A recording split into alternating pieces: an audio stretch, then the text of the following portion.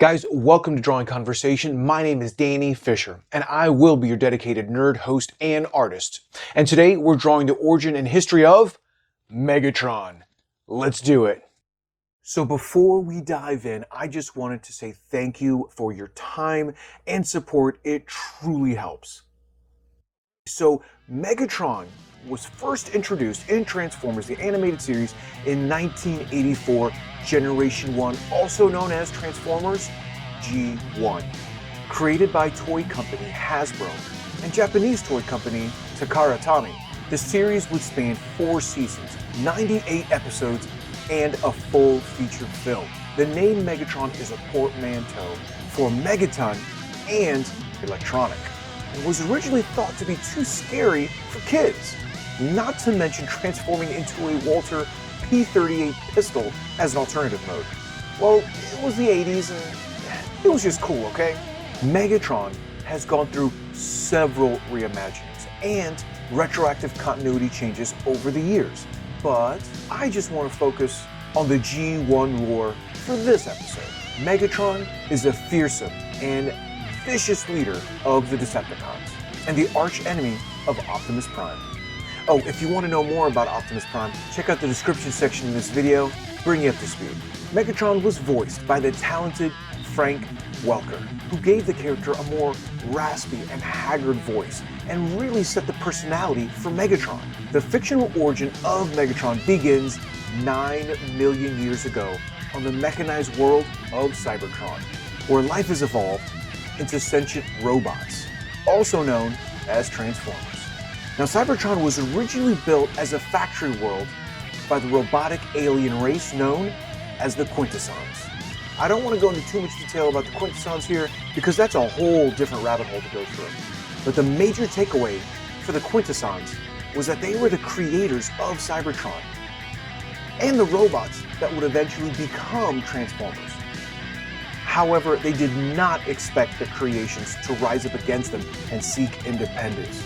This turned the entire planet into civil war, with the resistance known as the Autobots and the military-style robots that would go on to be Decepticons, battling over their planet. Finally, the war ended with the Quintessons being banished and a new golden age of Cybertron beginning. But just because the Quintessons were banished doesn't necessarily mean that all their forces were. You see, the Quintessons left behind many of their military-style Transformers on planet Cybertron, and one of their descendants was Megatron, driven by a lust for total domination and a deep-seated hatred for the Autobots. Megatron set out to rekindle the war on Cybertron and take over the planet, a war that would eventually spill over onto Earth. And I can clearly recall Megatron being the first cartoon villain that I was genuinely scared of. I mean, most cartoon heroes are always, stronger than the villains, right? They have some sort of small advantage. But with Megatron, it's totally different. He was powerful enough to kill just about any Transformer, and he often did. Speaking of powers, he stands over 2 stories tall and has the abilities of what most Transformers have, such as enhanced durability, strength, speed, flight, energy manipulation. But Megatron takes all these abilities and turns it up to 11. And let's not forget his ability to transform into a pistol. And growing up, I always saw this as something that stood out because all the other Transformers, well, they turned into jets or cars or sometimes even animals to disguise themselves. But no. Nothing like that for Megatron. His alternate form is a weapon. Think that over for a minute.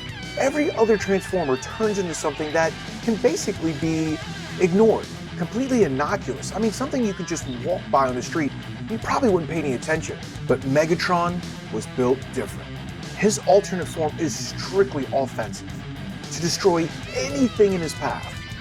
But it was still cool watching him transform and seeing that he could actually manipulate his size and mass to fit into just about any one of his minions' hand. Watching this as a kid, kind of thought it was silly seeing how he would just kind of shrink down and need someone to carry him around and actually use him in pistol mode. Kind of silly, right? But what I didn't know was that by being in this form, he can better focus his already powerful energy into an even more destructive blast. Now, during one of his many battles throughout the series, Megatron was damaged to the point of death. And in this weakened state, he was betrayed by his fellow Decepticons and launched into space. Yes, never trust a villain.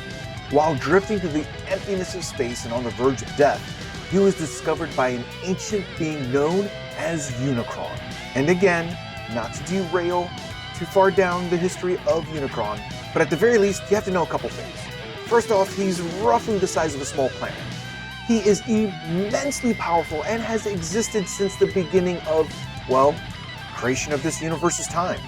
Oh, and yeah, he's periable. His ultimate goal is to destroy all life. Yeah, he's not a great guy.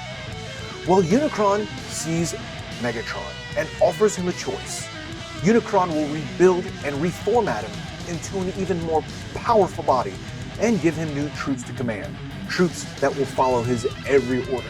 Or Unicron will simply consume him and Megatron will never be seen again. Now, reluctantly, Megatron accepts the offer and is reformatted into Galvatron.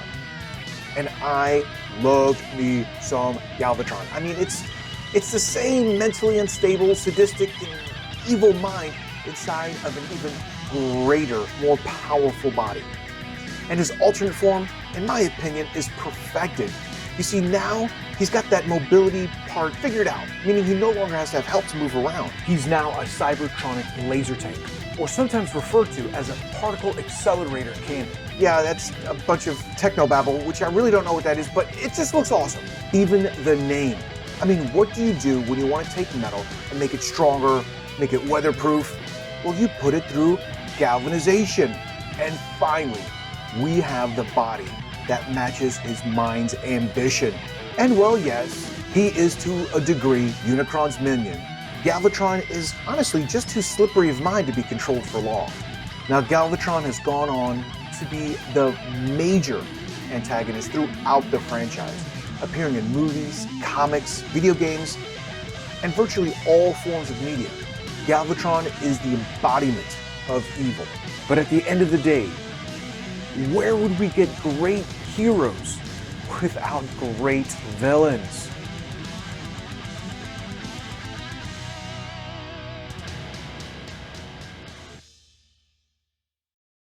Friends, thank you so much for watching. Thank you for your support. And if you haven't already, please hit that subscribe, turn those notifications, and leave a comment.